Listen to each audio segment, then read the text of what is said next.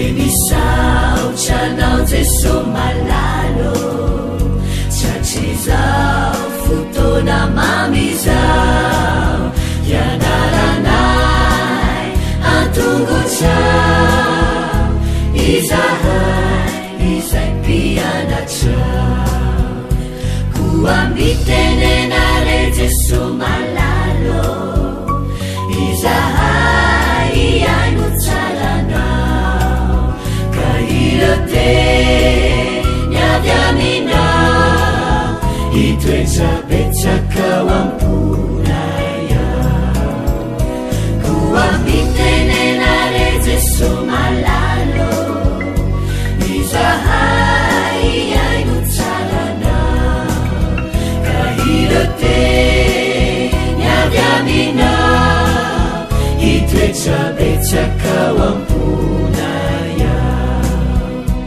irate niavy aminao itoetrapetsakao amponaya.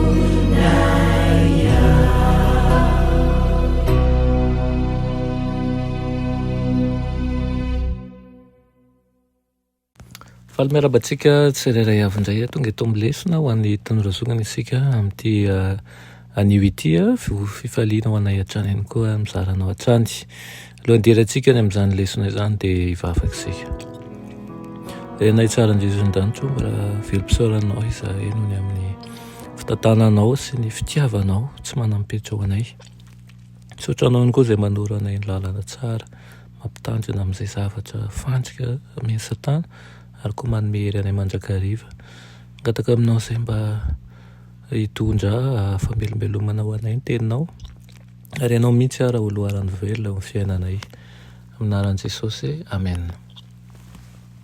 Lohatenin'ny lesonantsika androany dia manao hoe vonona hamonjy toy ny lesonantsika omaly ihany koa dia any États-Unis rehefa misy fahamehana ka miantso ny larana 911 zany ianao dia fahazaran'ireo mpamonjy aina no manontany mombamomba an'ilay fahamehana sy ny toerana hitsangan'ilay izy mba azahoany miomana ho amin'izay tokony atao manko fa nohatra amin'izany nataony Adama sy Eva tsy niantso vonjy tamin'Andriamanitra izy ireo fa niafina na izany anefa dia efa nanana drafitra fonina hamonjena azy ireo Andriamanitra noho ny famindram-pony sy ny fahasoavana.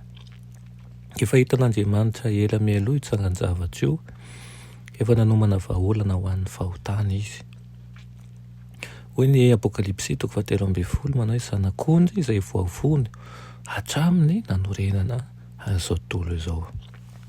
Tsy hoe vahaolana anankiray tao anatin'ny maro zany fa io ihany ny vahaolana tokana. Io ihany ny any lalana azahoana famonjena tanteraka kanefa sady manandratra ny fahamarinana io koa no sady novidian-dafo indrindra. Tena maneho ny toetran'Andriamanitra tokoa ny fomba niatrehan'ny olan'ny Adama sy Eva. Izy no nampalelovina sy tsy nohajaina kanefa izy no nanao ny dinana voalohany namahan'ny ny olana. Hita eto ny fitondran'Andriamanitra ny mpanota izany hoe namana lavitra n'Andriamanitra azy isika amin'ny fandikana ny fanekeny ny fanaovantsika taminy dia izy indray no mitady antsika ho famitranam-pihavanana. Tia ny fahavalon'Andriamanitra ary proto-evangelium no iantsoany teolojianina anazy. Ny fanambarana voalohany filazantsara satria ao amin'Andriamanitra no manao faminaniana fa isy taranaka ao izay izy hamely hahafantan'ny Satana. Andratra an'ilay taranaka koa nefa Satana araka ny voalasan'Andriamanitra hoe ianao kosa anorotoron'ombelahy tongony. Saingy indray androany io rahatra natao tamin'i Jesosy teo amin'ny hazo fijaliana io dia ho hita fa fanehoana faratampony ny fitiavan'Andriamanitra an'ireo zanany. Fanehoana faratampony ny fitiavan'Andriamanitra anao, fanehoana faratampony ny fitiavan'Andriamanitra antsika. Noho izany dia aoka ho tsapantsika mandrakariva fa mahita ny atao rehetra Andriamanitra. Mieritreritra antsika fa rehefa mahazo sazy amin'ny fiainana vao mahatsapa hoe sao dia nisy fahotana nataoko, inona no nataoko.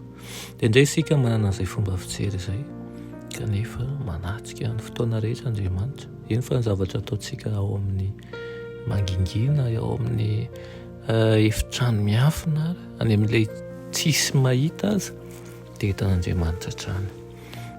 Irian'Andriamanitra nefa izaho sy ianao mba hiova ary ihany koa atsapan'ilay fitiavany. Tiany foana isika na dia ao anatin'ny fahotana kanefa tiany isika hiala ao anatin'ny fahotana ary izy dia manampy antsika rehefa miantso azy isika mba ahafahantsika miala ao anatin'izany. Amin'ity anio ity ara dia vavaka ho an'izay isika. In'Andriamanitra isika hiroso amin'ny tsaratsara kokoa hatrany. Vavaka isika. Raha ilay marala tsara indrindra mbola misaotra anao izay amin'izany lesona nomenao anay izany. Ataka aminao izahay dia ny hoavaozinao mandrakariva. Ifonanay aminao ny tsy fahamindrianay. Anao zavatra tsy mendrika izahay, verina efa tsy hitanao izy ireny ka ifonanay aminao. Hatrean'izay dia ameo zavatra tsara avy aminao. Dia ny atokisana fiainanao ihany koa ampitomboy mandrakariva ny finoanay. Anaran'i Jesosy, amen.